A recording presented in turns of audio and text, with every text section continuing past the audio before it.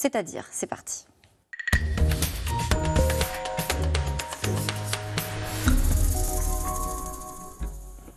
Bonsoir Mathieu Delahousse. Bonsoir. Vous êtes journaliste, grand reporter, spécialiste des affaires judiciaires pour l'Obs.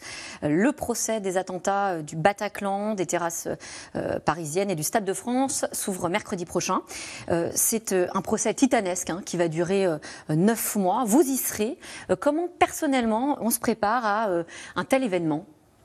Personne ne sait comment se préparer aujourd'hui à un tel événement parce qu'il y a un instant qui est en train de monter en tension, c'est l'incertitude absolue de cette mise en musique d'un événement qui a touché toute la France, le monde entier le 13 novembre 2015.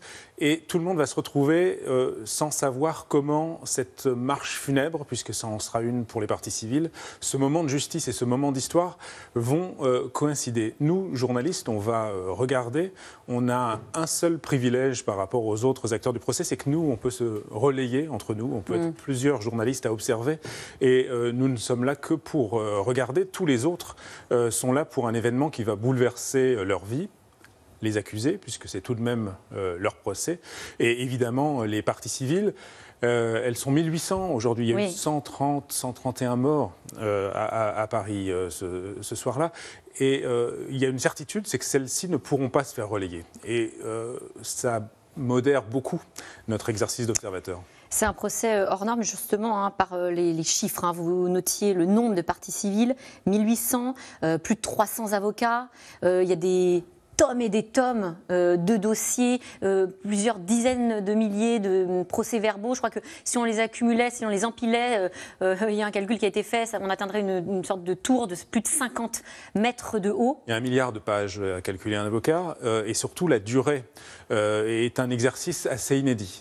Jamais une audience criminelle n'a eu autant de temps pour se dérouler en France depuis ces dernières années. Et c'est là-dessus que cette mise en musique est très compliquée, parce qu'il faut faire rentrer la violence des faits que tout le monde semble connaître, mais que personne ne connaît. C'est un événement qu'on avait déjà éprouvé lors du procès des attentats de janvier 2015, l'Hypercacher, Charlie Hebdo, Montrouge. Oui. Tout le monde pensait connaître les événements. À quoi sert un procès? À l'histoire. Tout le monde a découvert les détails de l'événement, la portée des événements, ce qui aurait pu être évité par les services de sécurité. Et c'est aujourd'hui, pour le 13 novembre, ce qui va se dérouler lors de ce procès, avec en plus un cataclysme que personne ne mesure encore, c'est la parole successive de chacune des victimes, avec 3 catégories qui sont les endeuillés, ces parents qui ont perdu des enfants, des frères, des épouses au Bataclan, ceux qui ont été blessés, et ce ne sont pas des blessures anecdotiques, les Kalachnikov avec le 7,62 laissent des traces dans les chairs absolument insupportables, et puis tout ce qu'on a appelé les impliqués, qui sont des gens qui ont pris beaucoup d'importance ces dernières années, qui sont les témoins, les traumatisés, avec une étendue du stress post-traumatique qui est à la fois effrayante, mais qui est redoublée dans son intensité, parce qu'elle s'en trouve l'écho dans tout ce que nous savons de cet événement, nous journalistes, nous historiens, nous simples témoins, et c'est pour ça que c'est un procès qui va marquer la société, marquer notre humanité. On va entendre dans quelques instants d'ailleurs le témoignage d'une des mamans d'une victime. Pour revenir sur ce nombre incroyable de parties civiles et puis aussi d'avocats, il a fallu inventer une salle d'audience qui n'existait pas. Oui, c'est ça. Et c'est au-delà de l'architecture que le ministère de la Justice a voulu faire avec la Cour d'appel, c'est d'installer un lieu dans lequel on juge réellement et qui ne soit pas un lieu annexe. Un lieu symbolique. Dans ces procès géants, il y a quelques années, on avait organisé dans un gymnase à Fleury-Mérogis, à côté de la prison, un grand procès parce qu'il y avait énormément de prévenus. C'était l'un des premiers procès de ces grandes filières du djihadisme, avec à l'époque des fantasmes de cellules dormantes. On n'était pas du tout dans la structuration de ce qui nous est arrivé ensuite.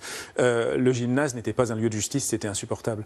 Aujourd'hui, on aurait pu organiser ça dans un grand lieu où on accueille beaucoup de monde, mais qui aurait imaginé qu'on fasse le procès du Bataclan dans une salle de spectacle? C'était pas possible.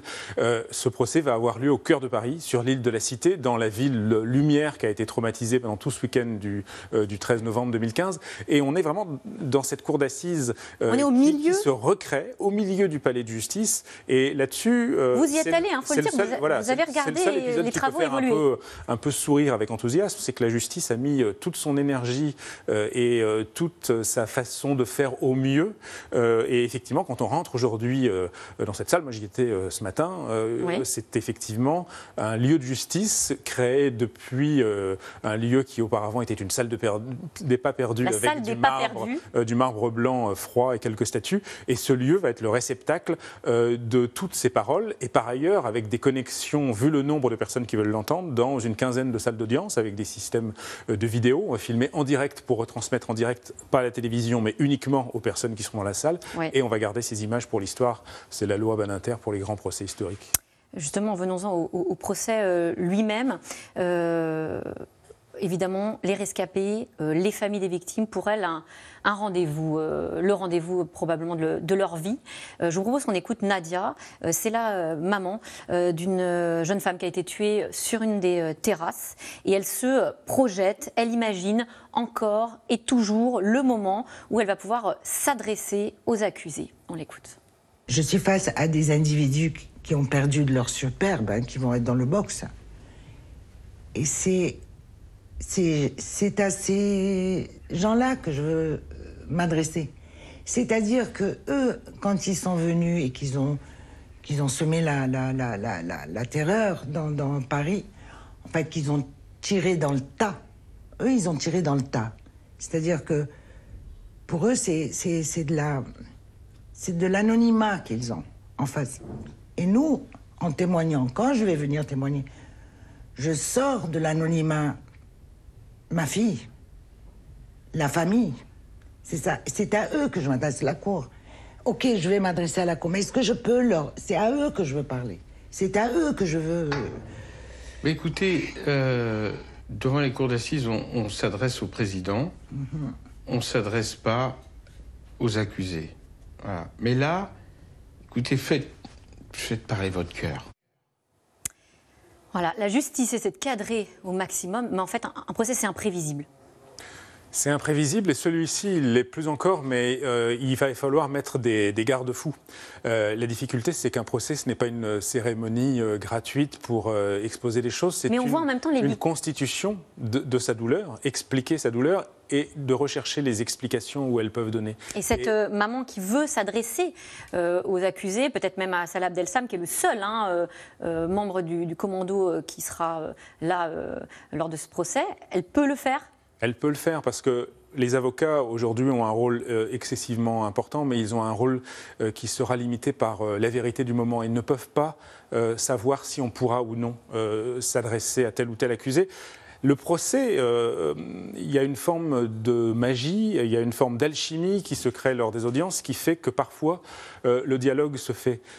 Il sera peut-être possible, il sera sans doute impossible dans le sens où des 10 membres du commando qui ont frappé Paris le 13 novembre, on sait qu'il y en a 9 qui ont déclenché leur gilet explosif et qui sont morts. Salah Abdeslam, il ne faut pas en attendre beaucoup. Il ne dira rien, il n'est pas très intéressant, il n'a pas une épaisseur absolue, il n'est pas venu là en porte-parole politique, il était un opérateur d'un groupe terroriste. Donc effectivement, dans cette mise en musique, les avocats ont un rôle extrêmement important, mais il ne faut ni susciter des espoirs excessifs, ni se dire qu'on n'aura nulle vérité, parce qu'elle arrivera à un moment.